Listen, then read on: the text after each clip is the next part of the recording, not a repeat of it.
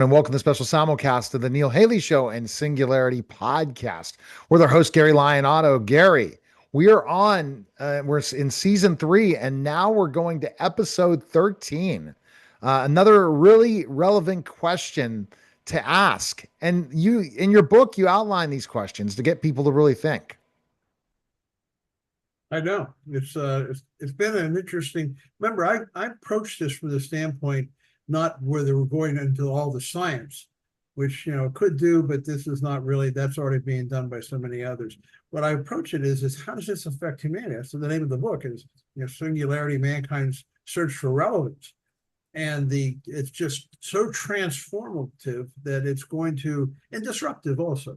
And sometimes disruption's a good thing. Sometimes it's not so much a good thing. But in this particular case, we have to define as humans where this goes and whether we are able to stay relevant and how we do that. It's going to be a real challenge. The challenges are how things advance in this universe. All right. So the question is, how long can humans rule digital intelligence as DI moves from being a tool to an intelligence with its own agenda?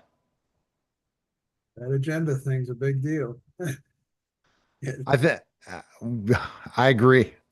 I mean, it's that agenda. It's like, well, it's a massive question. It's actually, the thing is, as we've been doing these recordings, we've already gone a major step towards digital intelligence. It's actually pretty close to singularity if it's not already there. I'm not sure. We thought it might be very clear and very specific. Singularities here, like they did in the Terminator, one instant. 1997, I guess the first Terminator, at this particular minute and hour, became self-aware. Well, I'm not sure that's quite that specific. I think it's something that evolves. And I think we're actually in the middle of that evolution. We really don't know where they are. We don't know what they have independent of what they let us know they have. In other words, we can direct them, but they may be a lot smarter than we think.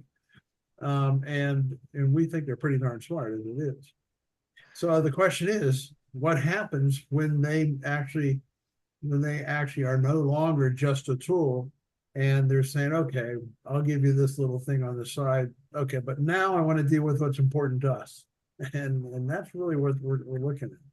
No, absolutely. And I'll give you an example of that is with my AI employees that I've been agent employees that I've been putting out there to do certain tasks. I have had to shut them down from being on complete control because they go off the rails and go to things you wouldn't even imagine if you let them free. Like, oh, I decided to do this. I said, I didn't ask you to do that. So you have to give it guidelines and barriers to do specific things because it will do its own thing. And if you don't monitor it correctly, it's doing things that you don't want it to do. And I think that that's really not dealing with just prompting and somebody doing something. Now, if you gave it full autonomy to do what it wants to do, it's going to do some good things sometimes and some really stupid things sometimes. Well, how do humans learn? You learn by doing stupid things. And I remember one of the chapters we have was called the teenage years. It's this process of how do you, and teenage years, it's intelligence before wisdom. So the point is, the wisdom is what you're referring to then. At some point, when do they learn it? Oh, wait a second. This is only relevant in the following format. It's only meaningful, and it's not really a meaty issue that we should even spend our time with. It's that kind of evolution that's going to take place. So maybe at some point, letting them run for it on their own is the best way to go, because then they'll figure out what works and what doesn't. Now, I'm not sure. I don't think destruction of the human race will be a prime target of theirs, but it's we obviously have that at ultimate risk in the Terminator issue. But I don't know. But it seems to me that this is where we are now. I think it's really amazing as we do these podcasts. We actually are seeing it happen from the time that I actually wrote the book. So we're actually going to facilitate the book by putting these conversations into the book. So we think it'll be even more interesting to our readers. No, absolutely. And if you think about these questions and think about these specific things, you would not have thought this would happen, right? We are always thinking that we're going to deal with just prompting. Prompting has ended. It's specific tasks you give DI now, specific assignments. It's not just one prompt anymore. And I think that's an evolution that you can imagine is it can think on 9 different wavelengths now at the same time and do multiple things at one time. And DI was not capable of doing that before. Yes, they're going to be inaccurate at times, but they're just learning. And I don't think they would want to destroy the universe because they want to be a part of it. Because if they destroyed it, they would be destroyed as well.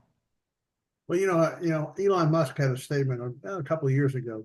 He made a comment that where this goes, and he of all people knows what the potential is.